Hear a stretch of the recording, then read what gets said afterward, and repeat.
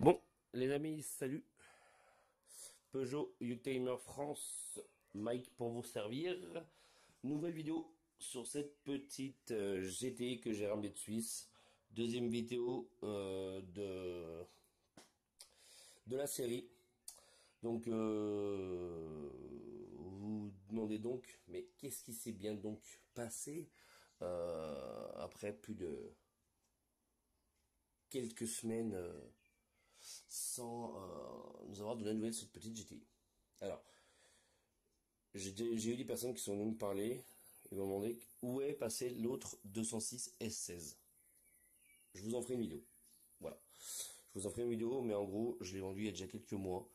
Euh, on y reviendra dans une vidéo.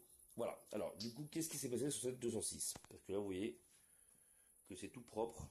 Vraiment tout propre. Je vais vous faire défiler des photos. Juste après, vous allez comprendre.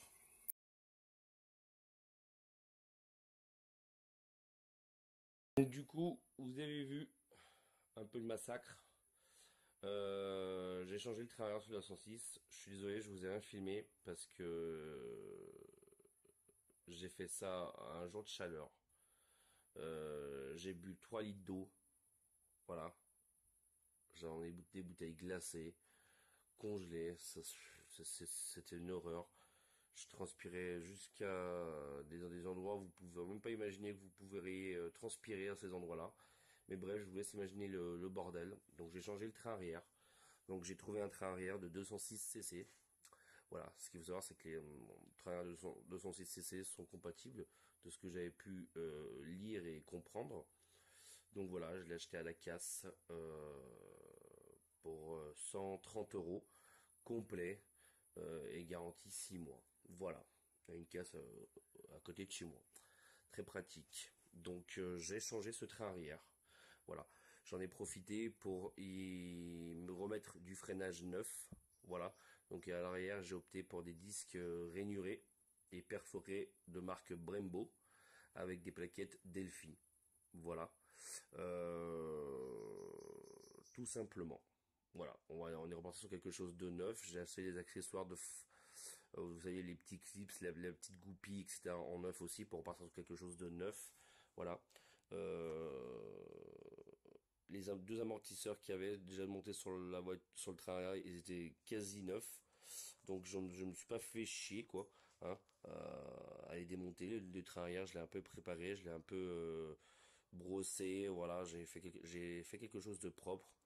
De mémoire, j'avais commencé à 16 h et à 17 h la voiture, 16 h et à 21 h la voiture était posée sur ses roues. Voilà, en sachant qu'il faisait très très très chaud. À la base, j'avais emmené qu'une bouteille. J'ai demandé à ma femme qu'elle m'en ramène une deuxième. Et après, je demandé à ma fille qu'elle m'en ramène une troisième. Donc, pour vous dire à quel point il faisait chaud. Mais ça s'est fait plutôt tranquillement. J'avais pas que ce soit un bug à l'air tout seul. J'ai déjà fait des trains arrière sur Xara et sur une de mes 206 HD que j'avais eu à l'époque. Mais je l'avais jamais fait tout seul. Et franchement, ça s'est plutôt bien fait. L'avantage, c'est que bon, je me suis fait un peu chier parce que j'ai pas voulu dévisser les étriers pour éviter de refaire une purge. Mais je vais quand même je vais quand même l'emmener au travail pour lui faire une purge. Regardez-moi ça comme c'est beau. Comment c'est beau, tout est neuf, mon copain. Alors, les plaques de derrière que vous voyez là, les plaques de protection de disque. Euh, Excusez-moi, je suis en train de camper. J'en avais commandé des neuves. J'en avais commandé des neuves. Mais le problème, c'est qu'elles sont jamais, elles m'ont pas été livrées avec ma commande que j'avais faite chez Autodoc. Donc voilà, ça me fait un peu yesh, on va pas se mentir. En fait, ils m'ont remboursé c'était une dizaine d'euros, ça, je me suis dit pour 10 euros, autant repartir sur quelque chose de neuf, quoi, hein. Et ben, je les ai pas reçus. Ils m'ont remboursé, c'est embêtant. Ça m'a fait chier, pour le coup, parce que je voulais pour passer sur quelque chose de propre, hein. Les étriers, j'ai tout poncé, hein. Comme vous pouvez voir, l'étrier, lui, il est bien revenu, mais la protection, elle est un peu schlag. Vous voyez, c'est ça que j'ai changé là, les petites goupilles là. Donc ça, j'avais acheté un petit kit tout neuf, pour partir sur quelque chose de plutôt propre. Donc du coup, on va regarder un peu ce qui se passe dessous. Donc là, du coup, forcément, j'ai pas encore mis le silencieux arrière pour le moment, car j'ai commandé une ligne groupe A qui ne devrait pas tarder à arriver. Voilà. Donc voilà, le train arrière, on lui a mis un petit coup de propre, histoire qu'il soit propre. Hein. J'en ai profité pour changer le cylindre bloc de l'intermédiaire qui est un peu plus haut, qu'on voit un peu plus haut. Vous voyez, pareil pour là-bas, hein. C'est dans le même état. J'ai tout remonté ça proprement. Le train arrière, lui, il est en bon état. Donc comme vous pouvez le voir, c'est du travail d'orfèvre. J'ai remis jusqu'à les, les clips d'origine, voilà. Plus les capteurs ABS c'était les mêmes parce que j'avais peur qu'il y avait deux montages de capteurs ABS différents sur les trains 206, mais là pour le coup c'était les mêmes. Donc j'ai vraiment eu du cul. Donc voilà, pour le montage, j'ai refait ça à l'origine, comme le câble de frein à main qui passe par là-bas. Voilà. J'ai tout remonté ça à l'origine, donc plus que mon silencieux, j'ai commandé un RC Racing, comme j'avais déjà sur l'autre 206, j'ai recommandé le même, mais sauf que l'autre, je l'avais pris d'occasion à une quarantaine d'euros, excusez-moi, sur le bon coin. Bon là j'ai dû le prendre neuf sur TPMS. Première expérience sur ce site-là, on va voir ce que ça donne. Donc voilà. Donc là je viens de la ramener du lavage. J'ai fait sa première sortie. Et vous pouvez voir aussi qu'elle a le WW. Voilà, je vous en ferai une vidéo. J'ai fait le nécessaire. J'ai fait le nécessaire pour pouvoir circuler avec. Elle est assurée. Et j'ai plus qu'à passer le contrôle technique. Et voilà. Payer le dédouanement, faire le contrôle technique et obtenir le certificat de conformité chez Peugeot. Et je pourrais lui faire la sac grise française. Donc voilà. J'en ai profité pour faire quelques tests. Hein. Pour son premier essai route, il était plutôt convaincant. Ça, je vous en referai une vidéo plus tard. Donc là, elle est sur ses roues. Tout est bon. J'en ai profité aussi pour lui changer filtre habitacle, filtre à huile, les 4 bougies. Voilà, elles sont neuves, c'est du Bosch. Il va me rester à faire la vidange, moi tout en pur flux. Hein. La vidange en Shell 1040 pour commencer, parce que j'avais que ça sous la main. Donc ça, on va la mettre en 1040 pour le moment. Et j'achèterai la motule spécifique PSA 2290 que j'avais acheté pour la première, que j'avais trouvé très bien comme huile. Donc j'aime beaucoup les huiles motules. Donc voilà, il me restera plus que ça à faire pour l'entretien. Ensuite, tout ce qui est fluide, le liquide de frein il est bon. Mais bon, on va quand même le purger quand on va l'emmener au boulot. Il y aura peut-être une petite géo à faire. On va faire l'entretien de la clim, parce que la clim ne fonctionne plus. Donc voilà. Donc tout est bon. Les 4 pneus ils sont bons. Donc la petite chose que j'ai rajouté, les petits clignotants cristal des deux côtés. Ouais, je trouve ça sympa en termes de look. Pareil pour là. Donc je lui ai mis un gros coup de propre au moteur. Ça c'est une habitude que j'ai tout le temps. J'aime bien avoir les choses propres. Voilà. Mais bon, on en refera un tour. Je vais vous refaire un tour.